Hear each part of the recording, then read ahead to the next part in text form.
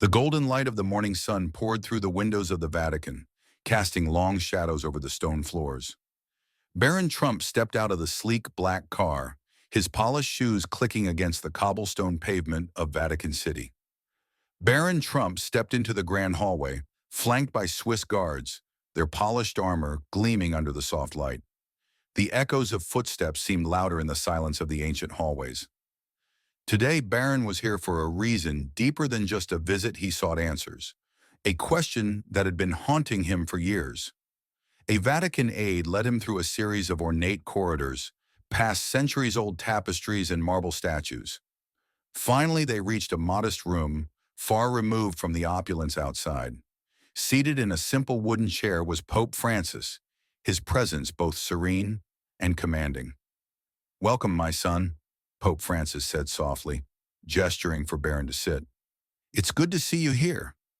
"Your Holiness," Barron replied, his voice steady but uncertain. He took a seat across from the leader of the Catholic Church, feeling the weight of the moment settle on his shoulders. Pope Francis broke the quiet first, his voice gentle but inquisitive. "Tell me, Barron, what brings you here today?" Barron shifted in his seat, running a hand through his hair. He had practiced what he might say for weeks, but now facing the Pope, the words didn't come as easily. Finally he spoke, his voice quieter than usual. "I've spent my whole life living in the shadow of expectations," Barron said, looking down at his hands. "People assume I have everything figured out, that I know exactly who I am and where I'm headed. But the truth is, I don't. I don't even know what my purpose is anymore." Pope Francis nodded slowly, his eyes never leaving Barron's. "It is difficult, this burden of others' expectations.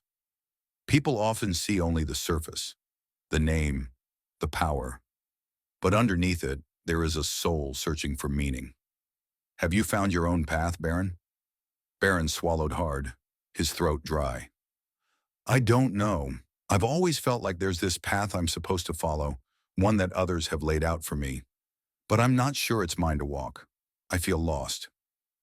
The Pope leaned forward slightly, his voice calm but firm.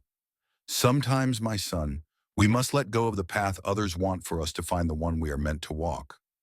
Barron shifted in his chair, the Pope's words stirring something inside him. "But how do I do that? How do I find my own way when everything around me is telling me who I should be?"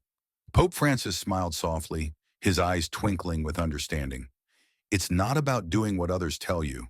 It's about finding what resonates with your heart. But to do that, you must first listen to yourself, to your soul, to the world around you." Barron nodded slowly, but his mind was still filled with doubt. "I've always felt like people expect me to be something I'm not, that I should follow in my father's footsteps or carry on his legacy. But what if that's not who I am? What if I'm not cut out for any of that?" The Pope looked at him, his gaze kind and unwavering. "Barron, legacy is not a weight you must carry forever. It is a story you can choose to continue or write a new chapter of your own.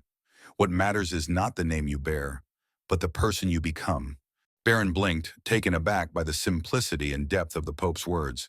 "But if I don't carry on the legacy, if I don't follow the path laid out for me, what does that mean for me?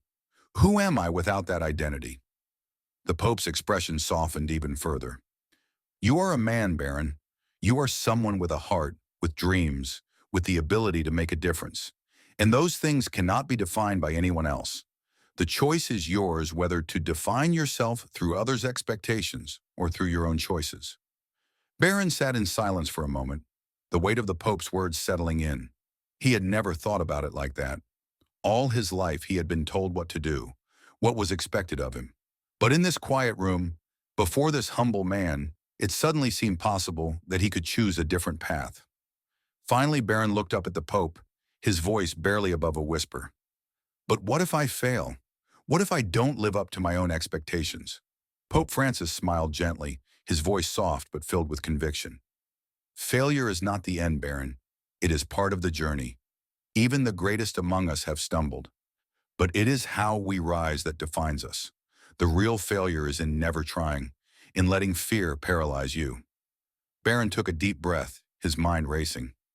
"I've always been so afraid of disappointing people, afraid that no matter what I do, it won't be enough.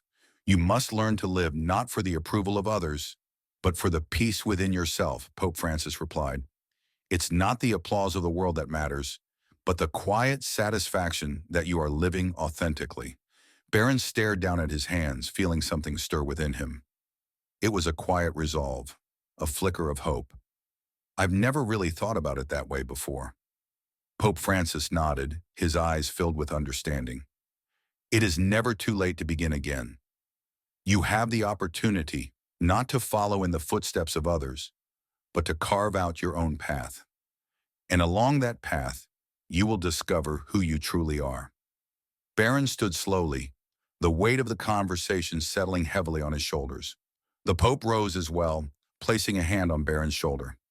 Remember, Barron, your future is yours to choose. Your legacy is not something that is handed to you. It is something you create with each decision, with each action. Barron's eyes welled up with emotion, but he quickly blinked back the tears. Thank you, he said, his voice thick with gratitude. I needed to hear that.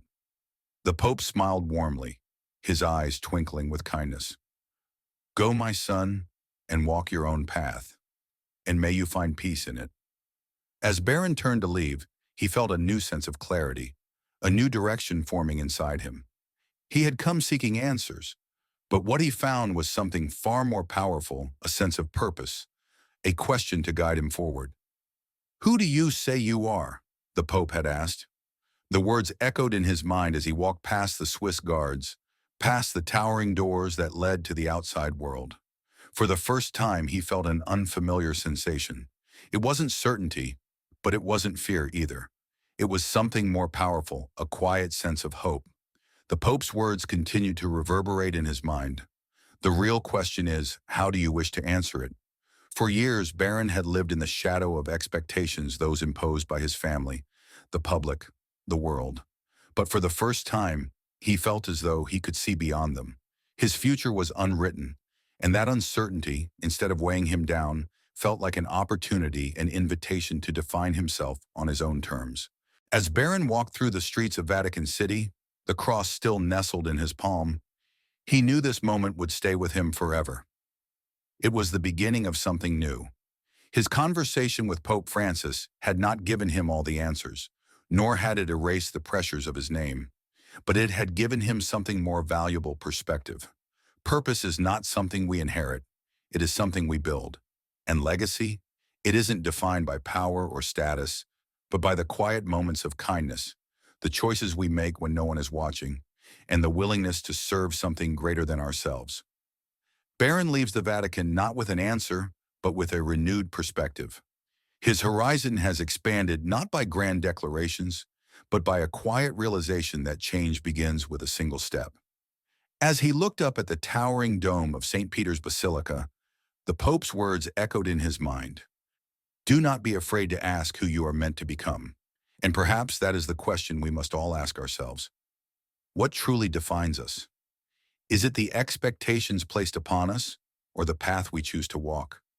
And why is it so important to find our own way in life, rather than simply following the road others have paved for us? Let's keep the conversation going. Subscribe, share, and drop your thoughts below. Your perspective is valuable and might inspire others.